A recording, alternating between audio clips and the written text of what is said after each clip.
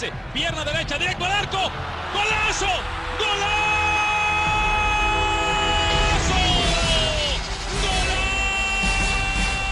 The world of football with a soccer perspective. This is Soccer Today with Duane, Rollins and Kevin Laramee, live on the Sports Podcasting Network.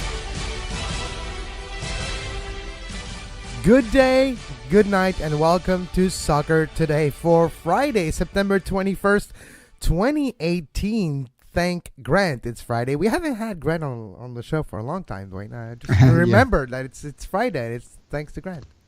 Yeah, exactly. That's one of our old throwbacks. If you got the bingo card, that's going to be one of the hard spaces to get because we don't do it a lot anymore. But that's a throwback from a long time ago from the Two Solitudes days. Well, we still have Two Solitudes, the Two Solitudes OG days. Yeah, the OG days, the ancestor of Soccer Today. Welcome to the show. As always, you can find this show live on our YouTube page, youtube.com/sports podcast network, and you can find the podcast version anywhere you get your podcast. It's the weekend preview with majority of MLS team having 5 games left. Some few have 6 games.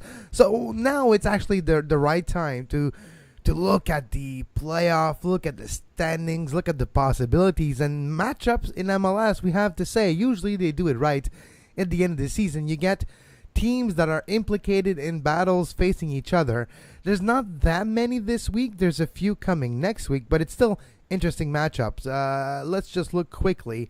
Tomorrow, that one might not be the most intriguing one, but LAFC San Jose. Will San Jose get that coach bump, or will they continue on the downward spiral they're on? And will LAFC cement their position in the standings? There's one thing I've learned about watching MLS for more than a decade now is that when a team is spiraling the way that San Jose is, there's not much you can do about it till you hit the bottom, and the bottom is the end of the season. I don't think there's much to play for. These guys, new coach coming in, they might think, oh, I can impress it, but a lot of these folks are probably more interested in what their agent has to say about where they're going to end up next year at this point, because it's obviously going to be a big switch over. There's obviously not going to be much you can do about it in the weeks remaining. Your mind's on the beach already, or back in Europe or South America or wherever you're going home to, and it's just playing out the string. And then you have an LAFC team that's motivated. They haven't finished the season as strongly as they started it, but still solidly in a playoff spot. So no, I wouldn't think there's much to get worked up about in that one. And because of their good beginning of the season, points on the board or points on the pocket for the LAFC, and they're doing a lot better than their LA brethren. LA Galaxy have not necessarily gained any momentum from the dismissal or resigning of Sigi Schmidt. So it'll be interesting to see how high LAFC can finish and how well they can do in the playoffs. Maybe they'll even host a playoff game at Bank of California. Who knows? This one is more interesting. New York Red Bulls, Toronto FC at 5 p.m. on Saturday. The Red Bulls want to get closer to Atlanta and the Supporters Shield race at home, Red Bull Arena. Not an easy place to play at all. And Toronto FC coming in a busy week just because of the Campeones Cup and the very goal-ridden game of last Saturday versus LA Galaxy at home. I wonder, can TFC get the job done in New York, because it's not an easy place to play. No, and it's not a place that TFC has traditionally done well in either. There's a lot of bad memories there, a lot of ghosts, both in Red Bull Arena and in the Meadowlands where they played before that against this team. Josie homecoming of sorts too in this one. This is a lot of people. Look, there are approximately 25 people in the world that think TFC can make the playoffs at this point, and most of them are in the dressing room that they're in. But it all starts with this one, and this is going to decide it. Really, I think one way or the other. I don't know if they'd officially be eliminated, but they would be if they don't win today. They've got to keep 48 points in line. They have to win out. This is the toughest one that they have. Well, it's not the toughest one, but I think it's certainly if they don't get the job done here. And what I'll say, Tigres didn't tell us much. But it did illustrate one constant problem with TFC this entire season. The back line, when you have Hagelin and Zavaleta as your back line and you're trying to drop Bradley back in to cover that, it's just not good enough. That's the one lesson we've learned from TFC is that, their third and fourth depth fullbacks or center backs aren't quality starting MLS defenders. They're nice little pieces as depth, as we saw in an MLS Cup run, but not necessarily going to be relied upon to lead a team. And that has been the difference in TFC this year. They can't defend. And that's what makes you, if it was just their attacking power, they're getting healthy up front, and they look pretty, viable up front right now. But unless Mavinga magically appears back and is in full form and full fitness, then there's not much hope here.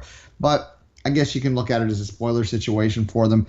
They do have, there is something for the players to play for in TFC as well, in terms of trying, because they have a shorter offseason than most, because they will be in the CCL, right, in terms of teams that don't make the playoffs. So you're going to want to make an impression down this stretch to hope that you're part of the setup for the winter and can get there. But in some ways, if you're a TFC fan, you almost want to lose this game so that you can really, truly have the last end of the season be like, have a look at Jordan Hamilton, have a good look at Jay Chapman, shut down your stars so that they can get fully healthy for once, and have a good look at the depth and see what you have and what sort of direction you have to make changes in the offseason. So in terms of the Red Bulls, though, I'll end it with this. You're right. If they don't get a win here, the full 3 points, I think, then I think that you might as well just take that, whoever in Toronto is going to be given the task of delivering the shield to the new fan base, might as well book the flight to Atlanta at that point. Yeah, and Atlanta's back at home after going to San Jose midweek. They're facing Real Salt Lake at home. Real Salt Lake are 5th right now in the Western Conference. Atlanta is 1st in the Eastern Conference. For Atlanta, this could be an interesting game where they can continue their what could be a record-breaking season.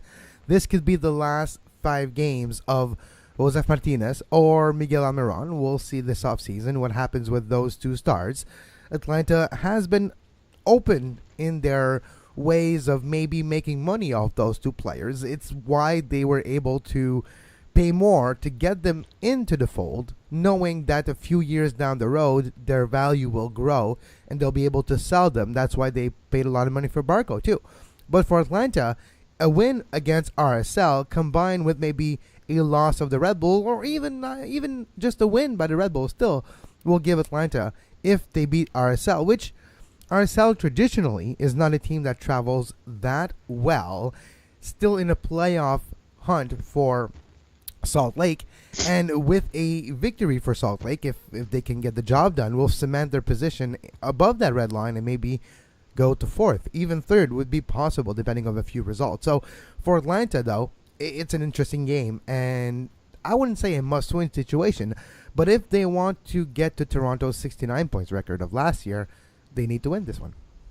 Well, yeah, I think so. I think Atlanta's going to win the Shield, and they're going to be very close to the 69 points, if not a couple above or a couple below.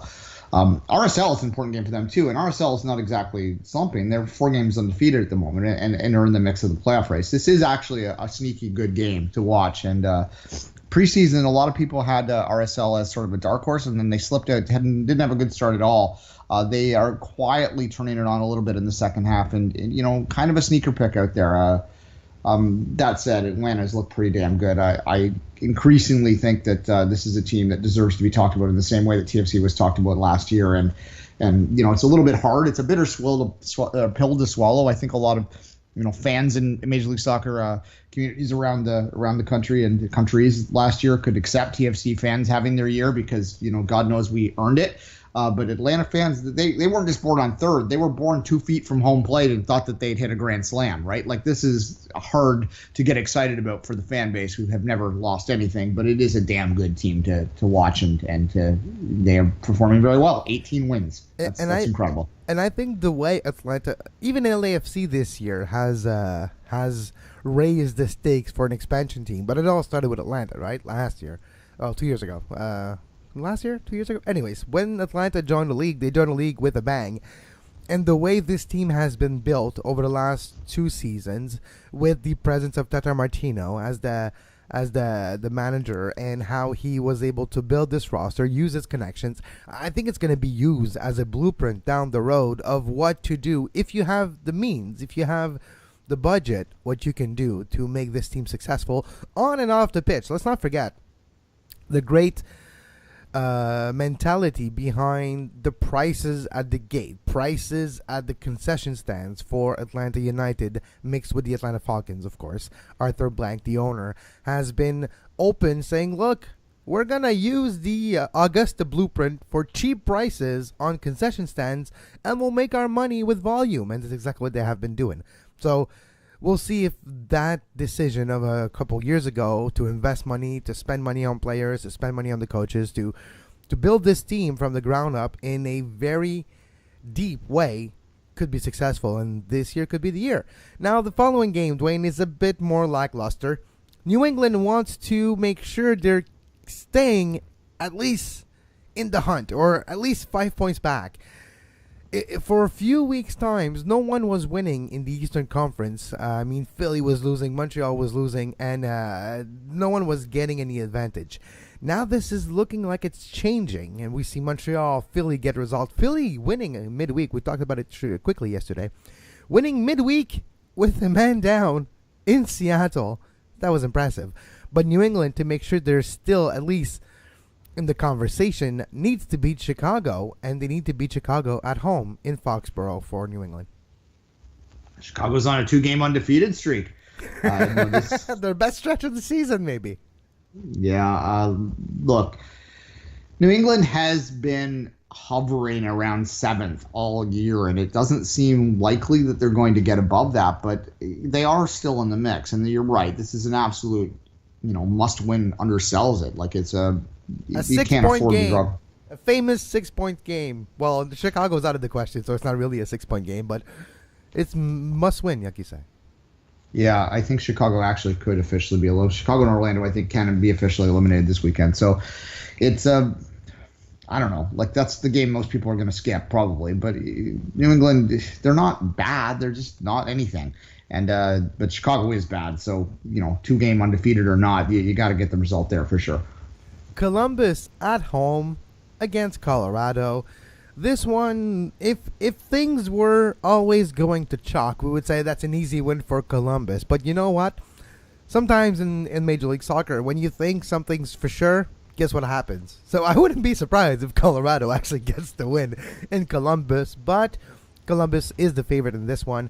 And Columbus, if they want to hold on to 4th spot, with Philly and Montreal getting hot and DC United still there, not too far away, Columbus needs to win this one at home against Colorado. This is going to tell us a lot about the Crew and where they are right now, because they have been reeling a little bit, but this is a Colorado team that has nothing right now. There's nothing there. San Jose, and then if they played, someone would have to eventually get a point, I suppose, but it's just it's just not a good team right now, and with no direction and no future. It's got to feel awfully hopeless there. Can you believe that they almost won the Supporters Shield 2 years ago? Like, how did that happen? Like, you talk about outliers in sports, and I forget the stat name, but when you the measure of luck, like, I'd have to relook at that, but I suspect that they were one of the luckiest teams ever that year. They were winning so many 1-0 games, and that just wasn't sustainable. I don't know what the answer down there is, other than a desire to spend money. And it's, Denver should be able to attract players. They should have a great home advantage there, but this is a franchise that's just floundering in every way. But Columbus, obviously, it's a franchise that's floundering in a different way, right? And I don't know what you want if you're a Crew fan. I just don't know what to make of this game. It's an interesting one to see, and we're going to learn a lot about the Crew. If they lose this game, I'm going to think that they're in danger of missing the playoffs at that point, that they may stay on 44 points the rest of the way. Orlando at home versus Houston. You were talking about skippable games. This could be a skippable one. And when I was looking at the table, Duane, what's really impressive is not just the amount of points for Orlando, 24 points, dead last in the Eastern Conference, but their goal differential, minus 26. That's the highest differential in the negative I have ever seen. Yeah, it's not very good. There's of the last 30 points that these two teams combined have had available to them, they've collectively captured 5 of them. So there you go. That's the bad news. The good news is that someone will get points, as I said on the weekend here. At least one. But, if it finished 0-0, at least there's 1 point each. Yeah, there's a lot going on, I think, behind the scenes in Orlando. There's been rumors of that dressing room just being completely. I've said it many times before. I don't wish to belabor it, but they are TFC of old. Not TFC now, but TFC back when they were fighting and couldn't win and just kept turning everything over and changing the coaches every day. Like, that's exactly how this team is being run. So if you expected, the definition of insanity, you expect a different result with the same actions, don't. That's why I picked them to finish last. It was a bit flippant, but it wasn't, because they're just a disaster of an organization that keeps getting everything wrong. So until they prove me, until they make me look foolish with one of my picks, I'm going to continue to pick them to miss the playoffs and to be just bad. You saw, like, even their handling of Lauren and how they villainized him. A lot of Orlando fans will, we're a little biased up here towards Lauren, we'll admit that, but Orlando fans, they just were the front office got ahead of that in such a way to just make him the bad guy, and to not even throw out the perspective that him leaving was it all their fault, or all the fault of the contracts, or there was any misunderstanding whatsoever. And you do that, players talk and know when organizations are bad, and they avoid them like the plague. So Orlando's just a disaster. So pick Houston in that one. Wooden spoon, here we come. Put Houston on your parlay. The Montreal Impact versus New York City FC tomorrow at 7:30 p.m. at Stade Saputo in Montreal. A very important game for Montreal, where you saw Philly win midweek. DC's not playing this weekend, so Montreal's got a chance for at least a week's time to increase that gap versus DC, and then truly put the pressure on DC. Even though DC will still have a game in hand, if not two with this one, it'll give, the points will be there for Montreal if they get the win at home. And seeing what they have been doing over the last two games, that 3-0 victory versus the Red Bulls, which, yes, the Red Bulls were a tired team, had played 5 games in 15 days when Montreal beat them 3-0 at Stade Saputo, but the victory in Chester last week, 4-1 versus Philly, showed us maybe the true Montreal and their run of form as of late. And on top of that, the masterful management of Rémi Garde since the transfer deadline, since he brought tools for his tool chest, and now he's able to use them. Quincy America, Michael Azira especially, and Bakary Sagna to a smaller effect, were influential in the results of those games. Were reassuring, giving Samuel Piet example for Michael Azira, giving him a little bit of a helping hand in front of the back line, which in turn gives the back line a fraction of a second more to get organized, to make sure those not too young of legs are well placed and are efficient and are able to do their job. And then you have a Quincy America that brings an aspect to the Montreal Impact that was missing, the hold-up play, the play be with your back to the goal, and that second or two of controlling the ball at the 18, which gives Piatti, Silva, and Tider more time to get at the right spaces, and that created a lot of goals. We've seen those goals against Philly and New York, and we were talking about differential, Duane. Montreal used to have a minus 12 differential a few weeks ago, and with those 2 wins is now only minus 5, and they're up to par to the teams that are surrounding them. But Montreal has more wins. They only have 3 draws, so Montreal has the first tiebreaker with Philly and with DC. So whatever happens, of course, if it goes to the differential, they might be in trouble still. But at least they got more wins, and that's the first tiebreaker in Major League Soccer. The amount of wins, Montreal's got 12 already. Well, they got 12. And versus New York City FC, if they can get the job done at home, this can be a very good game for Montreal. Well, and quietly, you mentioned Montreal's form since the middle of the season, since the summer window. New York's has gone the opposite way. We haven't really talked a lot about NYCFC's struggles, but they're winless in 5 right now. This is a team that a lot of people picked as an MLS Cup contender at the start of the year, and they started the season very well, and we assumed that they would be right up there. But again, they're kind of, since Vieira left, they haven't really looked that good. And Montreal has the greatest thing right now, and a thing that any team at this time of the year that is in Montreal's position should cherish. They control their destiny, and they didn't up until the last week. Now, if they win out, which it's hard to win out, but if they do win out, they're absolutely going to be in. That's all you can really ask for at this time of year, and certainly they have surprised a lot of people in their ability to turn it on in the second half of the year. And if they get into the playoffs, this could be a preview of who they're playing, and it obviously be in a different location, but it's something. It's a good game to watch for it. If the Impact can get this done here, then I think that it's Columbus might be the team that's in danger of missing the playoffs, not the Impact at that point, and that's what they should be looking at, because both Philly and Montreal seem to be trending in the right direction right now. 3 out of 5 games for Montreal are at home. So NYCFC on the 22nd, so tomorrow, traveling to DC, and then back at home for the Columbus game, at home versus TFC, and they finish the season on the road to New England. If Montreal beats DC and Columbus, which is possible, right? DC will have a very crowded schedule around the time Montreal faces them at the end of the month.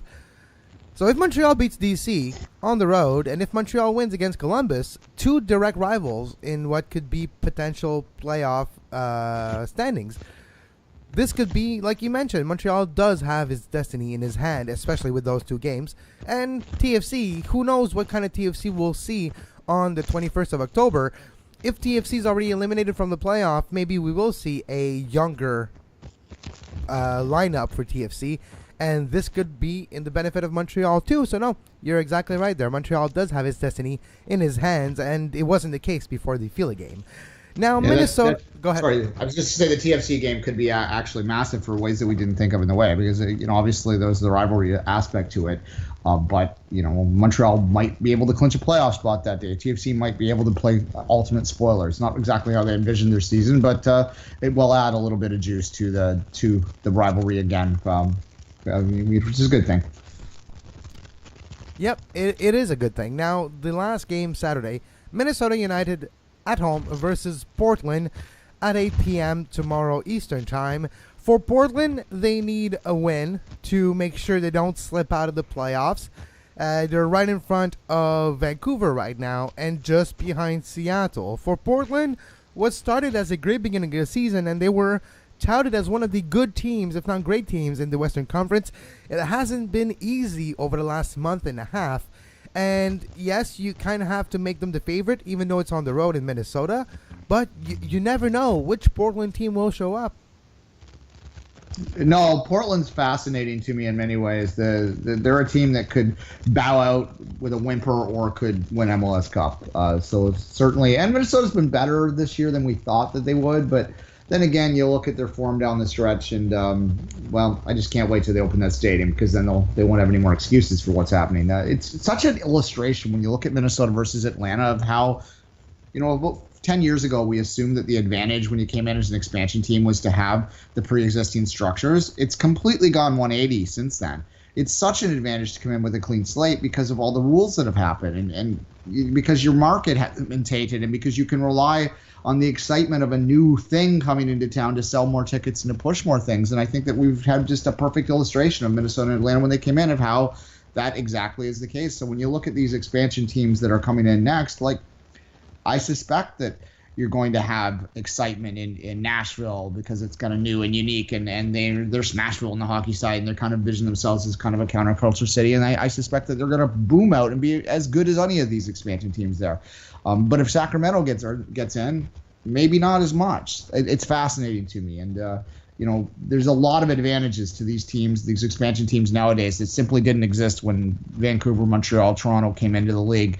Kind of makes you a bit sad. It's just like the Golden Knights, right? Like back in the day, hockey expansion teams were terrible, but the NHL said, well, that's not good for business, and they gave them all kinds of advantages, and they took advantage of it. So it is an interesting sort of thing to watch play out.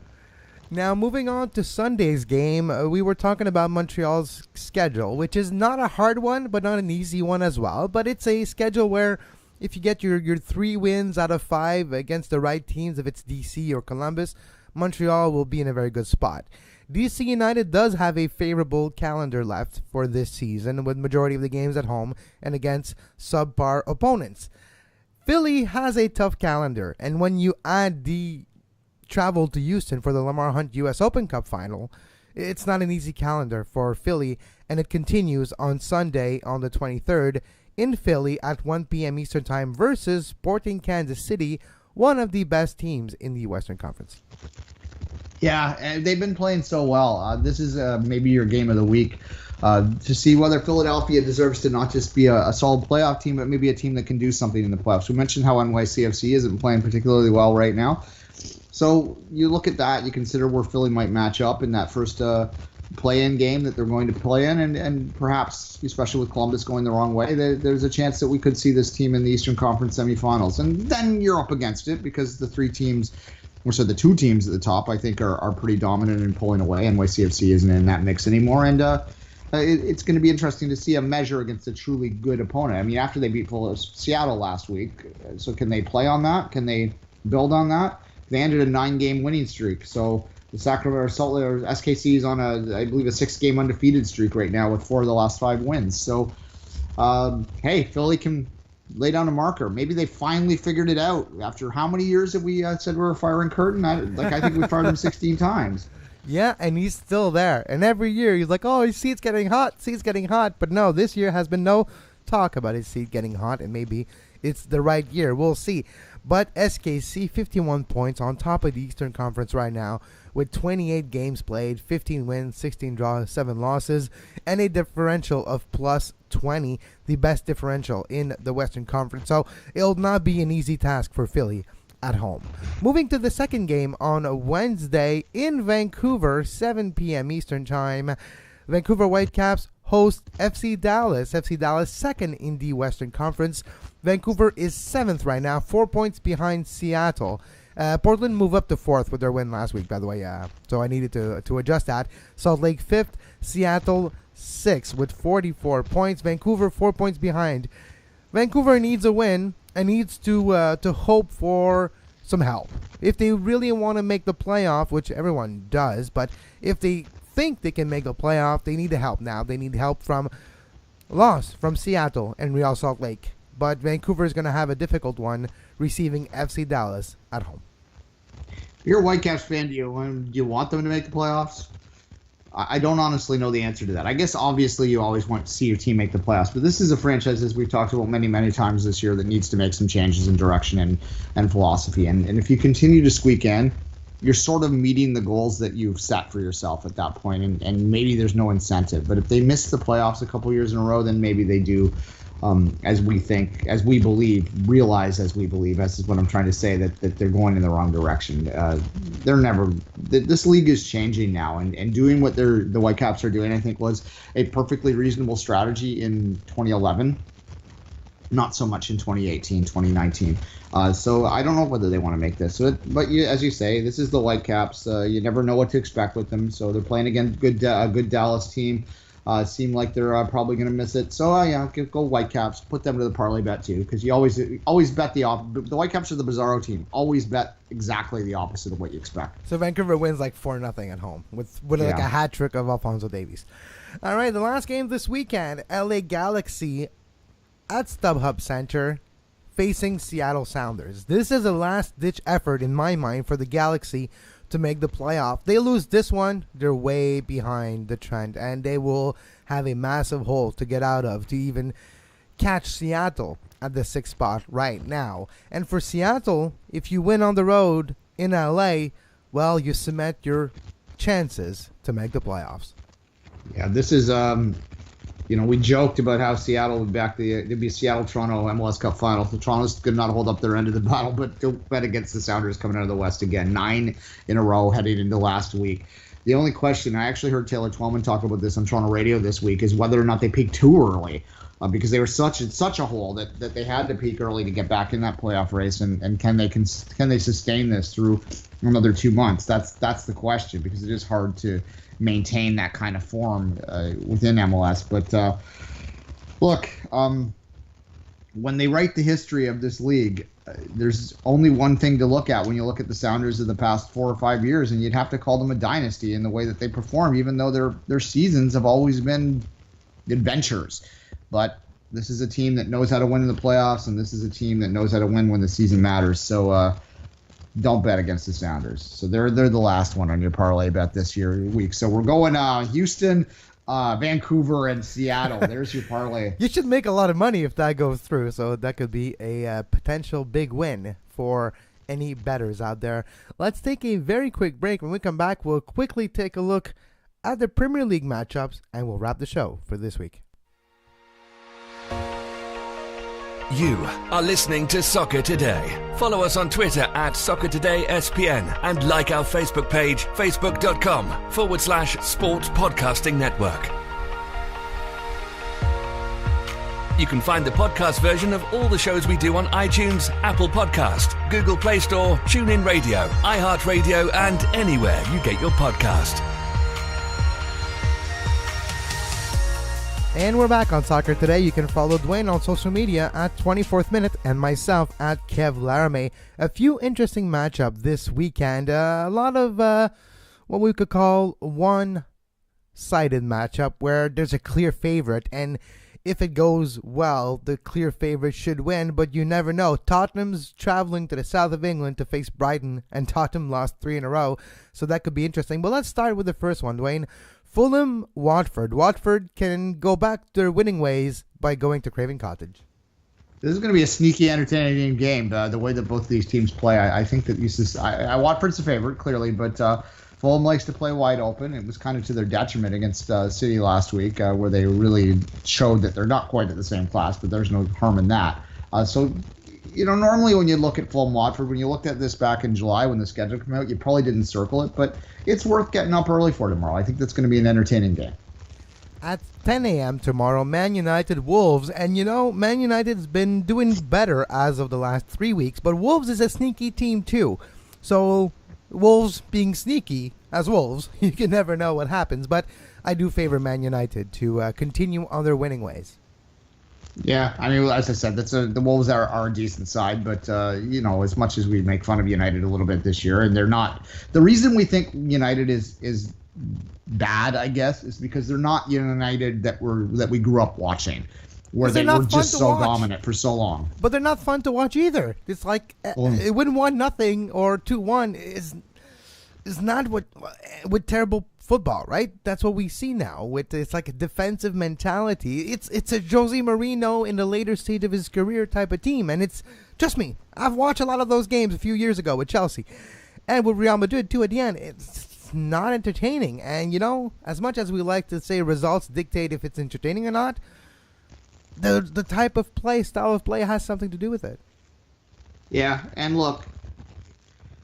That frustrates United fans too. They're used to not just winning, but winning with class. There's a reason they're the most popular team in England. Well, obviously we understand the tragedy played a big role in gravitating that back in the day, but they also played like great football for a long time and won a lot and became just so successful. So it's weird to see them kind of puttering along. They've become what Arsenal used to be known for, solid but dull, and that's not anything that's not the United way, right? I mean, Obviously, I have my biases against them because of my affinities, but in terms of putting my objective hat on it, it's. I think the Premier League probably isn't happy with United's current stature. It's better for them. It's better for business when United's the big baddie out there, or they're the ultimate like Marmite team, right? You either love them or hate them, and it's good when they're good.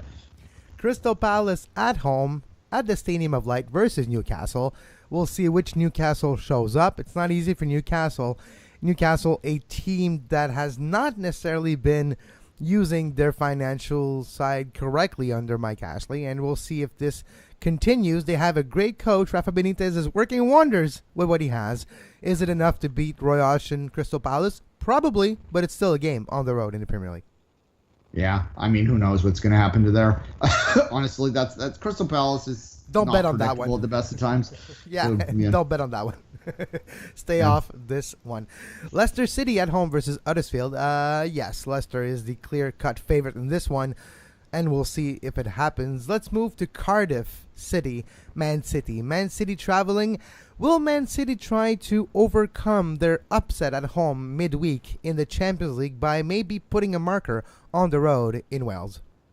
I think that it's not even so much about them trying to overcome a loss. I think it's that because of the amount of competition on that squad, I expect you'll see a fairly decent rotation to give a lot of their players, because they should be able to handle Cardiff with a fully rotated team. But it's also more about these guys didn't perform in the midweek, and Pep was on the sideline, obviously, but he was going to probably look at that team and say, well, if you're not performing, I'm going to give these guys a chance, and they could win your job right now. So there's going to be a motivation, I think, for City to not just cruise through that one and grind out a 3-0 or something. And like I said, grind out. Like 3-0 is not a lot of score, but for this matchup, 3-0 would be, I think, a reasonable result for Cardiff. So it wouldn't shock me at all if a very motivated City showed up, and that one could get sideways, honestly.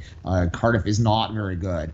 Not very good at all. I think it might be the worst team in the Premier League since Derby County, the year that they had 13 points. So this is going to be I think this could be ugly. And when I say sideways, like not the good side. +5, +6, like maybe 7-0, something like that. Like wow. I'm not trying. I honestly could see it. And it's if had City won against Lyon on the at midweek, I think that they just would have went in and they would have controlled the game, and they probably would have put 3 or 4 back past them. But I think that now that they're angry and motivated and probably going to be directed by Guardiola to prove themselves, that there's a possibility that if everything goes through rolling the right way, there could be a truly ugly scoreline put up in this one.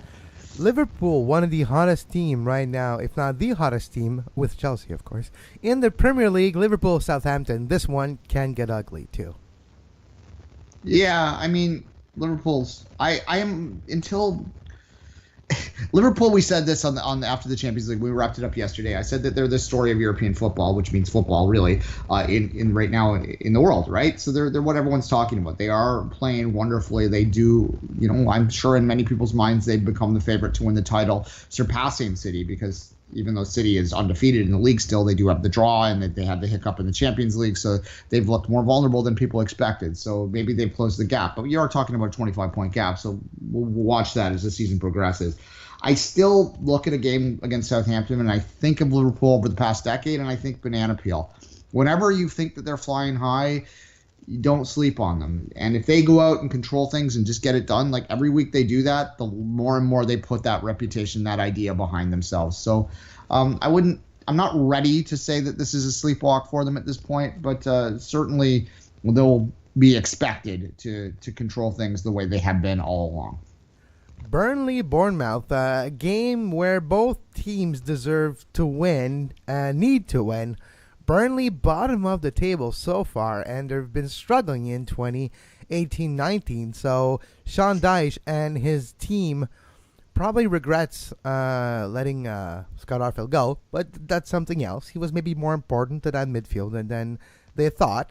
But it hasn't gone according to plan for Burnley. Burnley, who was eliminated of the Europa competition a few weeks ago, and now seems like they're reeling. And Bournemouth, the Cherries, could just go to Burnley and get a result. I wouldn't be surprised at all if that happens. There's a theory out there that there has to be an underwhelm or like a small market team that starts with the letter B that over exceeds in each season. So it's Bournemouth's turn this year. I heard that from the Football Ramble this week. They were talking about that. They think that Bournemouth, they're pretty high on that. This is a key game for both these teams, as you say, though, because it's absolutely a game that they both look at and say we can win this. And it's absolutely a game that they both look at and say we might be battling for relegation against each other, so we need to win this. So this is if you like relegation battles, if you find that fascinating, if you like that evenly matched game, this is a decent one to watch. If you want to be a little bit hipster and skip your Liverpool, your City game, you could probably track this one down and you might be able to enjoy yourself. It could be an entertaining one. And the last game on Saturday, the late game at 12:30 p.m. Eastern Time, Brighton versus Tottenham Hotspurs. Tottenham lost 3 games in a row, traveling to the south of England in Brighton to face the Seagulls. We'll see how this plays out, but, I wouldn't be that shocked if Brighton gets a draw out of this. Like, if you want to have good odds, maybe you bet on a draw there, because Tottenham has been struggling. Harry Kane is not Harry Kane lately. Dele Alli hasn't produced as much as we thought he would after a couple games in. This could be a surprising one. Yeah, no, Brighton's decent, I think, and they're in that conversation for who is the mid-table in the Premier League, and maybe Brighton, who knows? Used to be Burnley, but yeah, Brighton now. Yeah, Spurs are Spursing right now, and this is going to be a tough one for them. It's not an easy trip down. They're coming off a tough late loss in the Champions League. Harry Kane has not looked right this year. He did get his goal in August, but he hasn't looked right. That said, they got to win games like this if they expect to be in the Champions League conversation. If they want to be able to lose heartbreaking Champions League games next year, they're going to need to win these ones, because I think, we'll talk about them in a minute, their rival, I like the direction they're going a little bit. They're looking better to me, and they're looking like they're starting to figure Emery's style out. So, if that's the battle that they're fighting for, those two clubs, and they do like to one-up each other, Spurs has got to get going, because I think Everton might be closing the gap that very briefly Spurs had on them. West Ham, Chelsea, the early game on Sunday.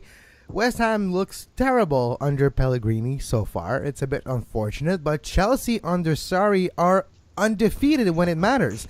6 wins, 6 games when you include the 5 games of the Premier League and the 1 game of the Europa League yesterday against PAOK in Greece. They won 1-0 yesterday. They have the fortunate scheduling of playing on Sunday instead of Saturday, even though they played on Thursday. So for Chelsea, even though they're on the road, they were able to rest Hazard, and a rested Hazard could be a game changer. It has been so far in the Premier League. Even when he comes in as a substitute, comes in, changes everything, scores a goal, and Chelsea wins. I would take Chelsea anytime against West Ham.